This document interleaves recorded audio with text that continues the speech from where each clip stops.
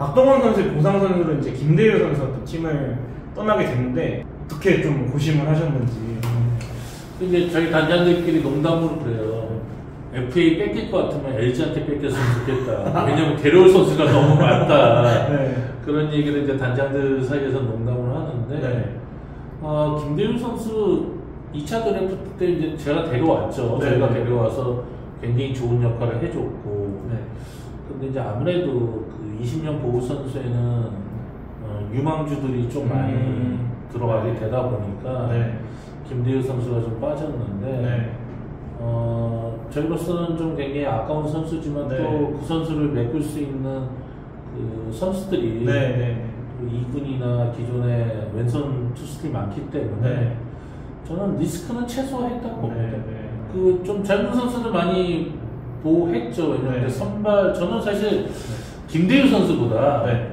저희 선발 유망주를 하나 데려갈 줄 알았어요. 풀린 선수가 있네요. 있는데 20명이 이제 짜다 보니까 도저히 안 돼가지고 나온 선수가 있는데, 근데 이제 장영석 단장 만나서 얘기해보니까 그쪽도 이제 성적이 그러하니까 그렇죠. 네. 지금 당장 필요한 선수를 이제 데려간 거죠. 네. 전력 강화를 위해서. 유망주를 데려가면 사실 뭐 1년, 2년, 3년 걸릴 수도 있는 거니까 뭐 서로 괜찮은 선택이 아니었나. 뭐 뺏기만 아까운 건 마찬가지죠. 어찌됐건 김대우 선수 가서 잘했으면 좋겠어요. 네, 그래서 이렇게 FA 또 LG도 이 최은성 유강남 보상 선수를 이제 윤호솔 선수랑 김유영 선수가 왔는데 사실은 직전감에 가까운 선수라고 저는 요번 그 저희 보상 선수는 감독님의 의견을 많이 따랐습니다. 처음 오셨고 저희가 최은성 선수도 붙잡지 못했고 이번 선택은 그냥 감독님한테 다 드렸다고 봐요. 감독님 원하는 선수로. 그리고 감독님이 내년에 시즌에 운영할 수 있는 선수로 가자고 해서 저는 어떤 선택을 해도 잘 쓰실 거라고 지금 보고 있고 거기에 맞춰서 또 준비 잘 해야죠. 뭔가 이 염경엽 감독님 구체적으로 인터뷰에서 김유영 선수는 선발 후보로도 보고 있다고 하고 또 윤호솔 선수도 즉시 전력으로 생각을 하시는 것 같아요. 그래서 투수 쪽에 히어로즈에 있을 때도 조금 혹사가 많았다 했는데 좀 LG는 투수의 양이 그때 히어로즈보다 저는 많다고 생각을 해서 과연 이 팬들도 많이 궁금해하고 염경엽 감독님이 혹사보다는 또 LG 불펜의 양으로 또 승부를 할지가 좀 궁금한 것 같습니다. 뭐 저도 이제 그런 얘기를 들었는데 근데 막상 만나서 얘기하면 염경엽 감독이 이렇게 선수를 이렇게 혹사시키는 감독도 아니고요. 구단의 의견도 상당히 잘 들어주고 저희 팀 같은 경우는 지금 제가 단장되고 나서 전력 분석팀하고 만든 게 그 혹사 방지 프로그램이라는 게 있습니다.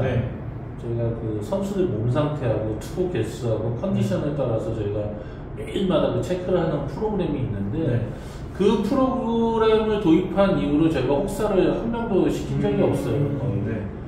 저희가 그 만든 프로그램으로 지금 하고는 있는데 근데 이제 영 감독님도 아마 저희가 투수 뎁스가 워낙 강하고 투수진이 많기 때문에 그렇게 저는 뭐 혹사에 대한 부분은 전혀 염려하지 않고 김유영 선수나 윤호솔 선수 같은 경우는 제가 봤을 때 아시안게임 때 우리 투수들이 빠져나가면 뭐 그 부분도 좀 메꿔야 되지 않겠습니까? 그것도 많이 생각하신 것 같습니다. 그리고 우리가 한번 이렇게 보면은 한번 이미지가 굳혀지면 거기에 대해서 굉장히 벗어나기가 어려워요. 저는 염경엽 감독이 뭐 투수를 혹사시킨다고는 생각 안 하고 있습니다. 그래서 저희 그 전력 분석팀하고 투수 코칭 스태프하고 잘 하모니를 만들면 상당히 그 디테일에 강하신 분이라 좋은 운영을 보여줄 거라고 믿고 있습니다. 맞아요. 히어로 시절에 많이 당했던 게 가장 먼저 떠올랐어요. 이번에는 외국인 선수 이야기를 좀 해보도록 하겠습니다. 켈리와 플로코가 재계약을 했고 이제 외국인 타자는 알몬테가 왔다가 이제 취소가 됐는데 일단은 켈리 플로코 얘기를 하면은 켈리가 이제 어느덧 5년차가 됐고 또 외국인 선수 중에 최고 연봉자가 됐어요. 이제 이런 거죠. 만약에 동전 올리기를 해서 이렇게 딱 잡았을 때 계속 앞면만 나오면 다음에는 꼭 뒷면이 나올 것 같아요. 팬들도 그랬어요. 여태까지 너무 많이 던졌기 때문에 네. 이제 바꿔야 되는 거 아닌가. 아, 근데 제가 지금 올해 다승왕을 한 켈리를 바꾼다 그러면 그럼요. 뭐 팬들이 가만히 있겠습니까? 그러니까요. 근데 만약에 내년에 켈리가 부진하면 네. 거 봐라 이렇게 되는 거잖아요. 네. 근데 사실은 누구나 결과를 알고 준비를 한다면 뭐가 어렵겠습니까? 그러니까 켈리에 대해서는 저희는 굉장히 믿음이 있고 네. 팀을 위해서 희생하는 그런 로얄티 부분에 대해서도 굉장히 높게 평가를 했고 네. 충분히 외국인 선수들 중에서 연봉 제일 많이 받아야 된다고도 생각합니다. 네. 저는 뭐 역시 올해도 잘 던져줬고 네. 내년에도 몸 잘 만들어서 네. 자기 역할을 잘해줄 거라고 또 믿고 있습니다. 네. 점점 완벽해지는 것 같아요. 그러니까 시작하기 전에 훈련 프로그램 같은 거 미리 준비를 해오고 해서 내년이 더 기대가 돼요. 저는 사실은 켈리에 대해서는 이제 부상만 당하지 않으면 될 거라고 좀 생각하고 있기 때문에 특히 올해는 저희가 애리조나에서 스프링 캠프를 좀 하지 않습니까? 네. 그러다 보니까 본인도 가족하고 또 오래 있을 수 있는 시간도 있고 네. 여러모로 좋은 것 같아요. 네. 그래서 역대급 시즌 이제 투수 다승왕에 또 오랜만에 성공을 했으니까 골든글러브까지 좀 노려봤으면 좋겠고 플로코와도 재계약을 맺었는데 사실 플로코는 정규 시즌에 켈리만큼 대단한 퍼포먼스였습니다만 단기전에서 아쉬웠던 부분을 언급해 주시는 팬분들 많아요. 맞습니다. 근데 뭐 플로코뿐만이 아니라 네. 잘했다가 그러니까요. 뭐 포스트 시즌에 안 좋은 외국인들이 네. 굉장히 많습니다. 근데 네. 이제 우리가 봤을 때 너무 첫 경기에 많이 무너지다 보니까 네. 그런 얘기들을 많이 하시는데 근데 그 선수가 올 시즌 보여줬던 시즌 내내 퍼포먼스는 상당한 이미지를 저희한테 심어줬잖아요. 네. 그러면 뭐 결국 올해 한번 경험했으니까 내년에 더 좋아진다고 생각하고 네. 저희가 또 계약을 한 거죠. 그래서 뭐몸 상태에 혹시 뭐 문제가 있는 건 아닌가 하는 팬분들. 그러게요. 제가 뭐 다들 어디 뭐 좀 못하면 다 어디 아픈 거 아니냐 네. 이런 말씀들 많이 하시는데 제가 메디컬 체크는 네. 안 좋으면 안 좋다고 그렇죠. 뭐 하는 거 이번에 보셨잖아요. 이번에 그런 사례 보셨잖아요. 네. 근데 뭐 플로커 같은 경우도 메디컬에서 전혀 문제가 없는데 네. 간혹 이제 그러신 분들이 있어요. 메디컬에 안 나오는 부상이 있을 거다. 그냥 자기 그냥 확증 편향이죠. 네. 근데 이제 그런 걸 믿고 할 수는 없는 거고 네. 저는 이제 정확하게 선수 몸 상태로 확인하면서 계약을 했기 때문에 내년에도 좀 좋은 모습 보여줄 거라고 믿고 있습니다. 네. 그리고 이제 다시 외국인 타자를 찾아야 하는데 이게 쉽지가 않습니다. 최근에 루이즈, 보어, 가르시아 이 세 선수가 또 실패를 했고 또 알몬테를 계약을 했는데 또 메디컬 테스트 과정에서 문제가 드러나서 또 찾아야 되는데 언제 이 외국인 타자 소식을 들을 수 있을지. 금년 안에는 해야죠. 네. 금년 안에 지금 며칠 남았죠? 저희가 지금 17일, 오늘 날짜 17일. 2주 안에 될 겁니다.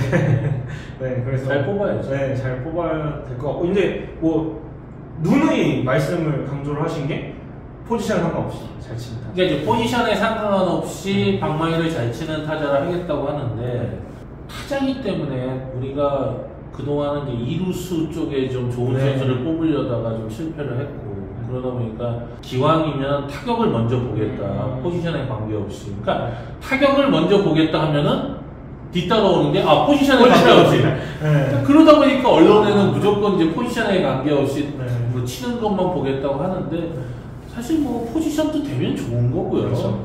또 여러 가지 뭐 수비를 잘하고 발이 빠르면 더 좋은 거고. 근데 네. 일단은 타격면에서 네. 그래도 한국에 와서 좀 가장 성공할 수 있는 부분을 먼저 선택하겠다는 얘기를 한 건 맞죠. 네, 그래서 뭐 말 자체로 타격 우선으로 좀 볼 생각입니다. 네. 그래서 과연 어떤 타자가 올지 좀 궁금한데 사실 저는 가르시아 같은 경우에는 그 마이너 당시 성적이 좋았기 때문에 또 직접 보고 오셨잖아요. 잘 될 줄 알았거든요. 왜 실패를 한 건지 분석을 하고 있어요. 가르시아 같은 경우는 우리 외국인 스카우터들이 선택을 했고 사실 일본 팀하고 이제 접촉이 있다 보니까 단장이 빨리 와서 계약을 해주는 게 좋겠다고 해서 네. 제가 가서 가르시아를 직접 선택한 게 아니라 저희가 여태까지 자료를 해서 저희 감독이나 유지현 감독이나 저한테 보고를 하고 그런 와중에 이제 저도 이제 외국인 선수를 보러 가고 그 선수랑 이제 계약을 한 건데 실제로 지금 올해도 일본 야구를 보면 외국인 타자들이 거의 전멸을 했어요. 모아스도 실패를 일본도 거의 지금 실패를 많이 하고 있고 그런데 가르시아는 모르겠어요. 그 당시에 제가 가르시아 경기하는데 3경기 봤거든요. 네. 3경기를 보고 그 다음에 그 기록도 많이 보고 했는데 사실 타격 부분에 대해서 굉장히 좋은 모습을 보였지만 오자마자 옆구리가 좀 찢어지는 부상이 생겼거든요. 네.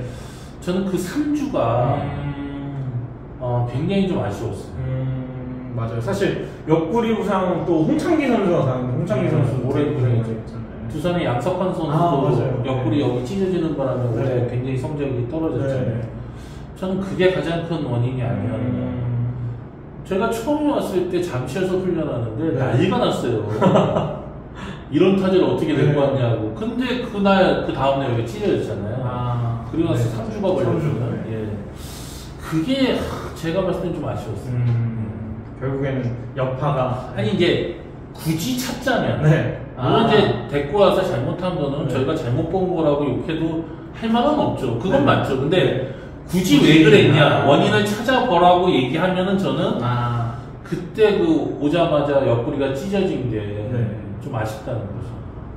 알겠습니다. 이건 변명이 아니라 외국인 선수 잘못 본 거는 이건 지금 뭐 하셔도 됩니다. 계속 욕 먹고 있습니다. 네.